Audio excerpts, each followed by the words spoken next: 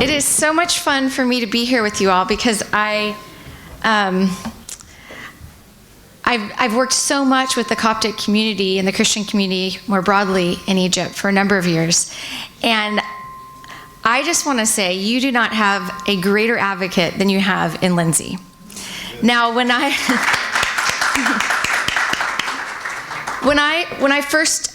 worked for the commission in 2004. And then in 2007, Congressman Wolf actually had an idea that religious freedom needed to be a bipartisan issue. At the time, it had become pretty partisan, and only Republicans were advocating for it. And that was years after the 1998 International Religious Freedom Act. And so there was this need for bipartisanship in Congress. Sorry, I think it's because of my phone. So Congressman Wolf asked two members, Emanuel Cleaver, who was the head of the Congressional Black Caucus at the time. Is there a feedback on it? Sorry. It might be my phone, so I'm just gonna put it, yeah, maybe All right, sorry about that. Emanuel Cleaver and then Congressman Trent Franks. So I was invited by Congressman Franks to come work for him and build this bipartisan caucus. And that's what I did for 4 years in Congress. And that caucus has over 60 members, and it's still one of the most active bipartisan caucuses today. And for the last 6 years, since I started my organization, Hardwired, we've actually been able to support a fellow that's worked full-time on religious freedom to support groups like yours within Congress. So even though when I left to work for the Beckett Fund and then start my organization, I only left knowing that that work would continue, because the work in Congress is so important and vital to the protection of religious freedom globally. Now, I want to share two things with you today. One is, what did I do in Congress? And just to inspire you that there actually was something happening there at a very grassroots level. And then the second thing I want to share is, when I left Congress, why was that, and what do I see as the biggest opportunity that we have moving forward? Because it can often be frustrating working with members of Congress that you feel like we've got all these great laws and policies, but nothing ever changes on the ground. Because the reality is persecution is still there.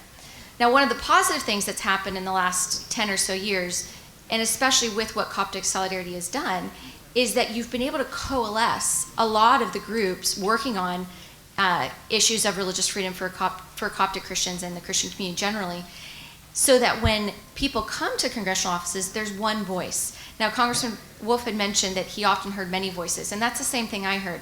But what I can tell you is that over the last 10 years, because of the work Lindsay's done, and I can tell you she's the hardest worker ever of anyone I met on the Hill. She knows every new member of Congress. She builds the bipartisan relationships. It's amazing, and because of that work, we now have immense support across Congress. But we have, even more importantly, we have a united voice within the Christian community in many ways, which is really critical, because when people would come to Congress and have different opinions, it was really hard to know who to trust or who to advocate for. So let me tell you some of the things that I did. When I went, as I said, I built this bipartisan caucus. And one of the first years I think I was there was either in 2007 or 2008. I was given a case, and actually Warren Kofsky, who's here from the State Department, had shared a lot of these cases with me, which is fascinating, so please meet him and talk with him. But one of the cases was of a woman who had been, I think she was forcibly married, and she had escaped, and then the family was at the police department to get her back. But the family was the family that she'd been converted into. And so the police were going to give her back to them. Well, she would have been tortured or killed, or something bad would have happened to her, right? So I remember getting the case from the community or from the State Department, I don't even remember where, and literally writing a letter, going to the embassy, to the Egyptian embassy here, right over here, and knocking on their door at like 5 p.m. until they let me in, and having this letter from Congress saying, if she is given to this family and not seen after tonight, we will know that the blood will be on your hands. Now, I share that story because I believe that that woman survived and was able to get to her family. But your information of on-the-ground details of what's happening, the only way that we can, in Congress, protect those people is when you give it to members of Congress, and when you have people in Congress that are willing to take their time on a Monday evening or Tuesday evening or whatever, and do the hard work of actually making it a priority because they care so much that that one person is saved. Now that case was important because it went on. There were so many more cases. There was a case of Abdul Karim Suleiman Amer. Does anyone remember who he was? He was a blogger. There was a Muslim blogger that went to Al-Azhar University, and they imprisoned him. And I got a call from the American Islamic Congress that Zainab al-Sawaj runs. This guy's in prison. He was in Al-Azhar University challenging them on his blog for how they're using Islam to attack Christians that were being persecuted. That's what he was saying. And because of that, they imprisoned him. So we found out, so we called the Egyptian embassy again, and we harassed them a little bit more, and we kept harassing them. I had the congressman on the phone every week until the case was resolved. I later met a woman named Cynthia Farhat that you might know. And Cynthia said to me when she met me, "Oh, you're Tina Ramirez." She said, "Karim was crazy. I kept telling him, don't put it on your blog. They're going to imprison you. And you know what happens if you get imprisoned in Egypt. I mean, they sodomize you. It's brutal."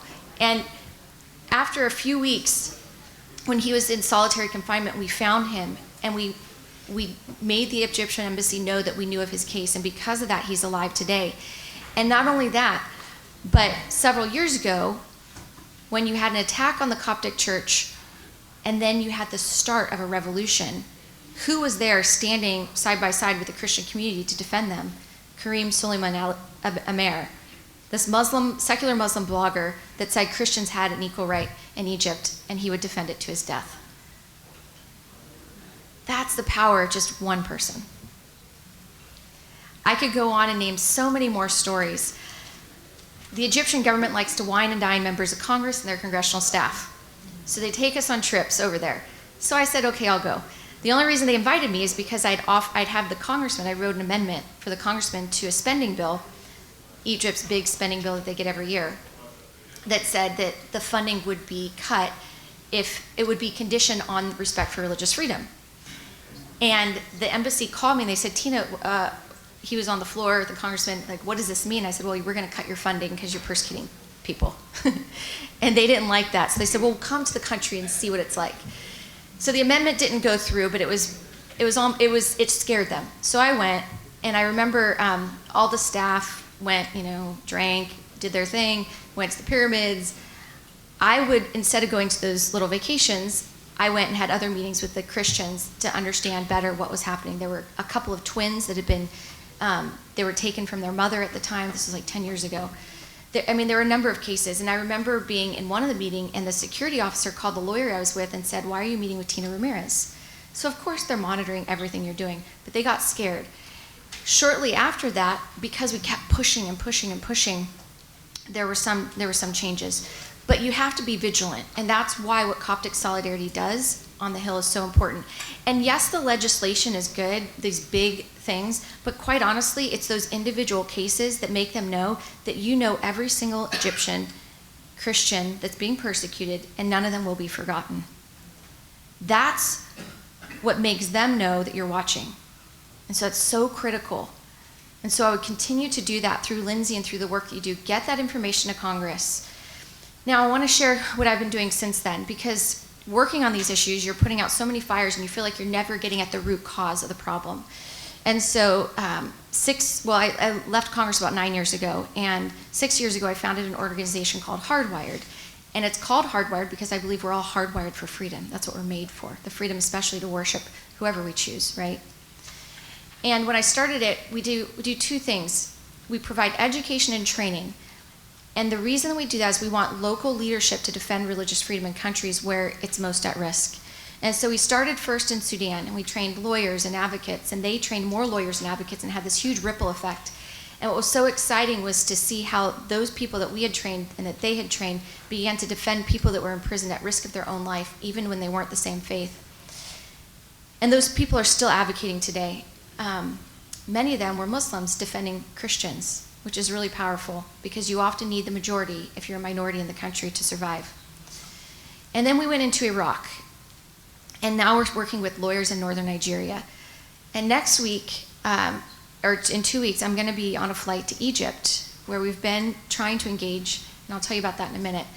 One of the things we've been doing the last few years is that we've been working with teachers across the Middle East and North Africa, and piloting curriculum through their teachers on religious freedom in public schools. Now, when was the last time you ever had your child learn about religious freedom in a public school? Never. Not even in America. And yet, we've been able to get agreements with governments in the Middle East, in Iraq, in Morocco, in Lebanon, and we're working to meet with the Ministry of Education in Egypt to do the same thing, to pilot this in Upper Egypt. And what we've been able to do is model religious freedom in a way that's culturally relevant and sensitive, but that gets at the core of so much of the cycle of conflict that we see in these countries. That ultimately, you know this, and I wanted to bring it up, I forgot. On your identity card, it says what? It's not just your name, your age, it has your religion, right? You're identified by your religion in Egypt. In America, we don't do that. And we can't even understand how all of your decisions, who you marry, where you work, everything is regulated simply by your religion. It's so foreign to us. And yet that's the reality for Christians in Egypt and so many other parts of the world. And so what we're doing by bringing this education into the systems is we're saying at the core of who you are, you're a human being with inherent dignity because you're a human being. And you need to be treated as a human being with equal rights. Has nothing to do with your religion, what you believe, what community you were born into. It's simply because of your humanity. But unfortunately, right now, as you know so well, that does not exist in most other countries in the world, and in particular in countries where you're identified on your ID card by your religion. And so we have this enormous opportunity now in the Middle East in a way that's never been done before to expand religious freedom as a human right in the education systems. And so that's what I've been working on the last few years. And I want to close with one more thing. So that's what we did in Congress, and that's what you can do in Congress. The education is important, and I'm going to keep you updated on what's happening there, because obviously in a year and a half, I don't expect to be in my organization. I have other people running it, and they're going to keep doing this great work, but I expect to be in Washington to help you even more. One thing, though, that I'll close with is that whether you're working at the grassroots level or at the education level, Congressman Wolf mentioned something very important. When I was working on cases in Egypt, we had to always go through our U.S. Embassy. And I can tell you from working with our embassy in many countries, they don't like you. They don't care about you, and their first priority is to keep their job and to keep the government that they're working for friendly for the most part. Now, that's with the exception of a few people that I've met that are stellar within our structure of bureaucracy. But for the most part, and this happened a lot under the Obama administration, there were people brought in whose main priority was the LGBT agenda, not the religious freedom agenda. Now we have a new government, and as Congressman Wolf said, the Trump administration has been a huge advocate for religious freedom. But they failed in one really important area that I think that this community needs to be actively engaged in. And that's that a couple of years ago when the Frank R. Wolf Religious Freedom Act was reauthorized, it included a provision that we train every Foreign Service officer in religious freedom. That needs to be done by the end of Ambassador Brownback's first term and President Trump's first term, because we don't know what will happen in a year and a half. But what we know is that we have a mandate to provide that education that's so critical at the grassroots level for the bureaucrats that are going to be the ones defending your freedom in those countries, documenting it for the human rights reports and the religious freedom reports so that policymakers know how to respond. So it's so incumbent upon you to make sure that they are getting that training to do their job well. I mentioned a few people that are great within the State Department, but their voices can so easily be outweighed by the others that overshadow them. And so they need your support to push the administration, push Ambassador Brownback to really train these embassy staff well. Not just superficially, but well. Because I can tell you when I worked on, just for instance, the Miriam Ibrahim case in Sudan, our embassy did not once meet with her lawyers. For 6 weeks, she was imprisoned. Her husband was an American. Her 2 children were American citizens by birth. And they not once met with her lawyers. I know that because we trained the lawyers on her team. And the lawyer that we worked with that was bringing their lawyers to the embassies, he worked inside the British embassy. And he was the one coordinating all those meetings. And not once until she was freed did they ever meet with her. That's a travesty. And that was somebody that was connected to an American citizen. And that was with 2 children that were American citizens in prison. So if I could leave you with anything, it would be that you've got to get the State Department to be held accountable to really retrain every Foreign Service officer, because there are too many that were left over from the Obama administration whose first priority is not to protect your rights. It's to protect an agenda that is very adverse to the religious freedom rights that you want and you need and that you're entitled to under U.S. law, if not your international human rights. So please do your best to encourage Ambassador Brown back on that and to be personally engaged in that battle. Because if those embassy staff are not transformed in their views of religious freedom, and I know they can be because I've seen it in the Middle East with the children and the teachers I'm working with, we will have a much bigger problem on our hands, because those are the people that I have to coordinate with in order to advocate for these rights in our embassies. So I'll leave you with that, but I want to thank you for your support, and I look forward to serving you in many different ways in the future. Thank you.